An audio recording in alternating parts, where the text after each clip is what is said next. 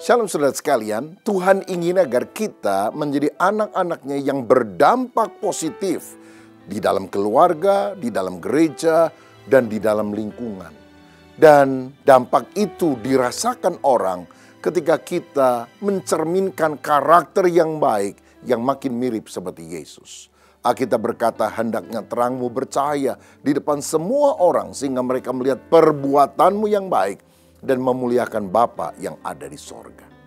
Nah, untuk itulah kita perlu mengembangkan yang pertama, sifat sabar. Ayub adalah orang yang sabar, dia tabah dalam kesulitan. Dia tidak mengutuki Tuhan, tapi dia tetap bersyukur dan berkata, Tuhan yang memberi, Tuhan yang mengambil, terpujilah nama Tuhan. Kita juga harus belajar mengembangkan kesabaran ketika masalah itu datang. Ingat Tuhan ada, menyertai kita, karena namanya adalah Immanuel. Dia juga sedang melatih otot iman kita supaya makin perkasa. Sabarlah juga ketika kita harus menantikan waktu Tuhan. Ada dua kecepatan Tuhan menolong kita. Yang pertama lambat, yang kedua lebih lambat. Tapi dia tidak pernah terlambat. Waktu Tuhan adalah waktu yang terbaik. Kita juga harus bersabar ketika melihat kekurangan orang lain. Dan belajar menerima mereka apa adanya. Baik dengan sifat yang positif atau negatif yang mereka miliki. Mari belajar mendengarkan orang lain, berempati, menaruh diri kita pada posisi orang itu sehingga kita bisa lebih menghayati mengapa dia bersikap atau melakukan tindakan seperti itu. Belajar memaafkan seperti Yesus yang berkata, Bapa ampunilah mereka karena mereka tidak tahu apa yang mereka perbuat. Miliki karakter ilahi seperti Yesus. Selain mengembangkan kesabaran, kita juga harus mengembangkan kemurahan hati. Allah kita itu murah hati. Yesus pernah menceritakan seorang raja yang membebaskan hutang 10.000 talenta dari seorang hambanya. 10.000 talenta itu upah orang kerja kira-kira 200.000 tahun. Satu hutang yang tak mungkin dibayarkan karena sangat besar. Tapi kemudian raja itu menjadi marah karena dia mendengar si hamba itu kemudian menjebloskan temannya yang hanya berutang 100 dinar. Upah kerja orang paling banyak 4 bulan. Ini menunjukkan kita tidak boleh jadi orang yang ingin menindas orang lain.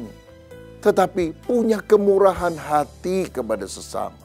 Bantulah orang yang menderita, berikan waktu saudara, perhatianmu, berikan tenagamu, atau juga uang saudara kepada orang-orang di sekitar kita yang membutuhkan. Kunjungi orang sakit, doakan mereka yang menderita. Jangan menghakimi orang yang kena musibah. Oh sakit ya, dikutuk Tuhan, tahu rasa. Makanya rajin ke gereja, suka doa. Kalau enggak, hukuman Tuhan akan lebih berat engkau alami. Oh saudara sekalian, bukankah belas kasihan itu lebih dibutuhkan daripada penghukuman?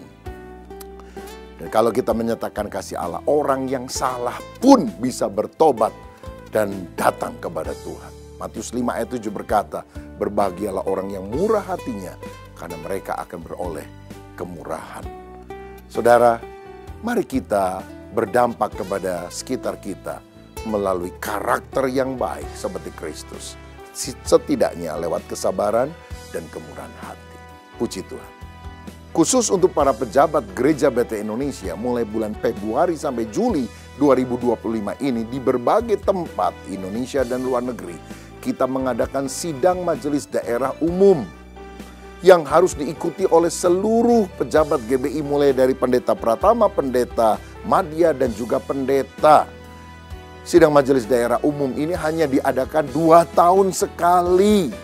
Makanya saya dorong semuanya ikut saudara-saudara, onsite atau setidaknya online. Ini kan tidak diadakan setiap minggu, setiap bulan, atau bahkan tidak diadakan setiap tahun. Hanya 2 tahun sekali.